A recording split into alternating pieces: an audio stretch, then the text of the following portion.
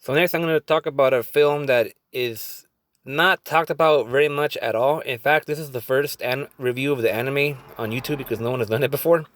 It's actually a really good film that I really enjoyed a lot. It's called Andromeda Stories.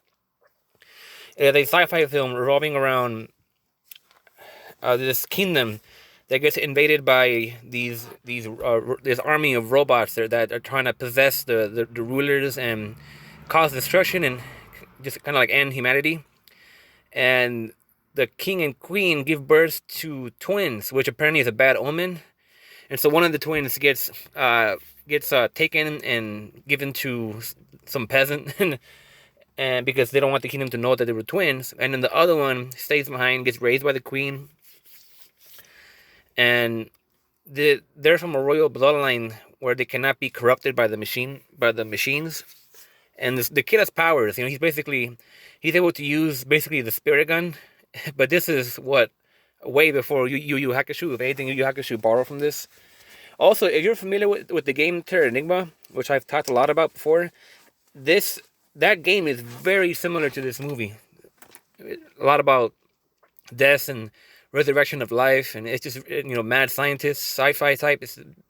I'm pretty sure this movie had a big influence on the person that wrote Terra Enigma. But it is a very tragic anime.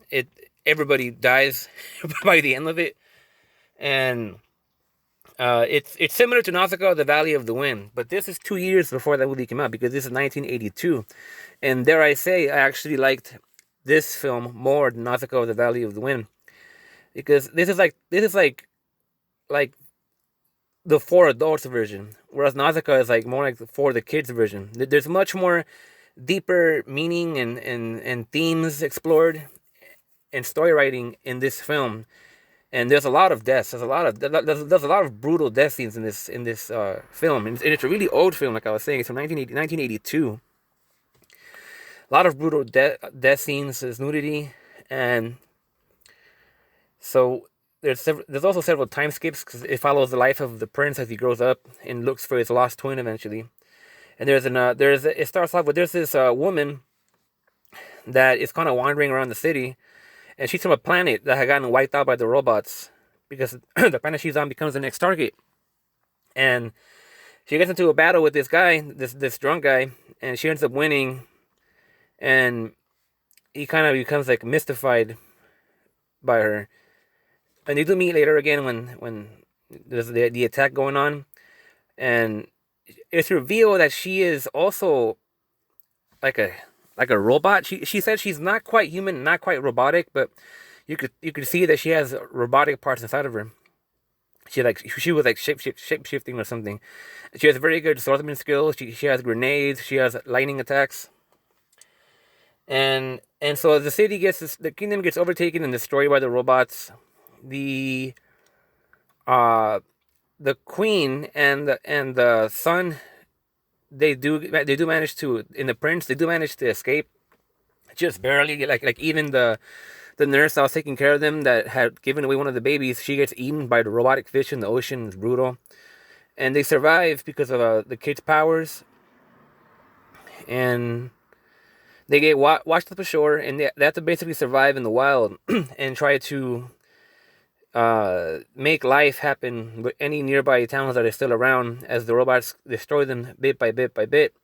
And so the kid now is a child. He's growing older, and he's learning to tame the wildlife like dragons and learn swordsmanship. He becomes a fighter, and the elder sees him and thinks that he is the Sun King that he's been looking for. And but the prince doesn't really trust him. Thinks that he's up to something. And so from there, he goes to look for his mom, and because she gets kidnapped when the robots start to move in on them.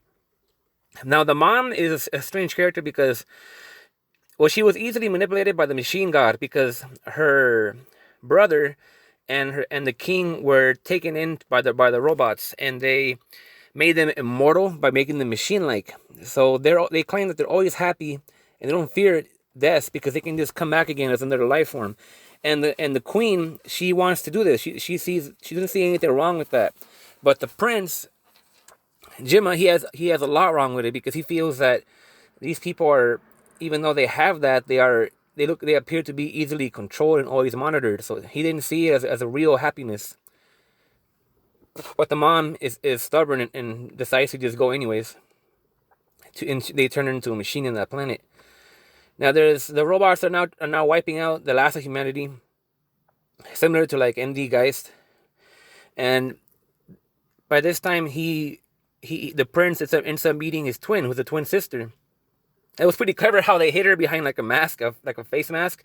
But because they're twins and they have these psycho powers, they have a special bond between them. Like one can feel the pain of the other when they're near, and they can also merge their powers together to blow things up. And this bond they have gets stronger and stronger as they get closer and closer to meeting each other, to the point where they both randomly learn each other's names and they're confused. They're like, why did that happen? And they do eventually meet, but they kind of end up at a disagreement at first because she's kind of like the old man. I think it was the old man that said it, that she felt nervous because her brother is a man. And along the way, Gemma meets two of my favorite characters, the two robots. One, he gets caught up in the water, and one of the robots saves him. And now the robot needed him to pull some wires together because he didn't have any hands, but he managed to somehow treat his wounds. I don't know how that worked, but it was a very cool robot. It was actually one of the few good robots, and he didn't trust it at first, but he did. And then the other robot, I think Ark or something, he is extremely loyal, and they become his subjects, and they serve him and help him in all his trials and all that. So I really liked them. It was a shame when they got blown up, when they got destroyed when the ship got blasted. So I was sad to see them go. And then even the drunk guy who kind of hangs around the whole time, he gets shot in the back by a tank. So that was a pretty brutal scene. His comrade ends up dying from his wounds. So everybody just starts dying left and right. And then the elder, he got discouraged with the prince and went for the princess instead. He's the one with the green hair, because she seemed more willing to help them out. But she was too weak. When in the final battle, when the robots went in and fought against the humans pretty much lost. They all got virtually almost completely wiped out. But the prince does show up and does put his difference aside to help her out, and together they destroy a bunch of the robots. But this time the old man has left, and his final plan is to take his asteroid ship and plunge it into the planet of the robots, which is right next to the world that they live in. So it would blow everything up. And as he's approaching the robot planet, the machine god flies off and leaves. It says, "I'm off to go find my next planet to destroy." So she's still around. They didn't really win. But they don't really elaborate anymore on her character after that. And so he crashes into it, and you can see as the atmosphere is melting his body, he was actually a robot too, or something like a robot. And it blows up, and then the prince and the princess get on the ship with the two robots, and they take off. And however, the ship gets wrecked by the explosion, and that's when the two robots get destroyed that were always helping the prince and were always at his side. And they drift away. And at the very end of the movie, they're floating in space, and they're wondering how long it's been. I mean, they haven't eaten, probably haven't even drank water or nothing. And they're approaching a blue planet, and they both see it, and they say, "Oh, this is our chance," because they were told to keep life going, don't let the humans go extinct. And so as they approach the planet, the princess tells the prince, we're probably gonna get pulled into that planet, and we're probably gonna crash, and we're probably gonna die. And the prince says, "Yeah, that may be so," but she says that she feels happy. She doesn't feel fear, because they will be the ones that will resurrect the humans and all life on the planet.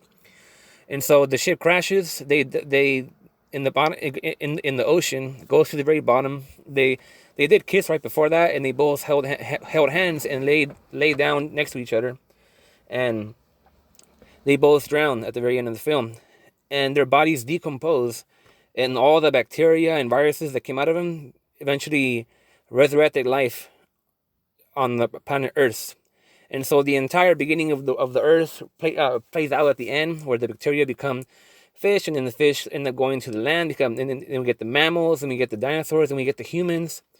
And so it was very beautiful how even though everybody dies at the end, they were able to resurrect the life of the planet somewhere else. And so it was a very great film. I was very, very impressed with this one. I wasn't really expecting much out of it, but I really, really enjoyed this film, and you should definitely watch it. It's a shame that no one really talks about this one. But I was very, very impressed. The music is so. I didn't really care for the music. Animation's decent. I mean, it's an old film. I'm talking about 1982, and that's I think about all I have to say about it. Yeah, I was very impressed with this one, and you'll probably cry when you watch this film.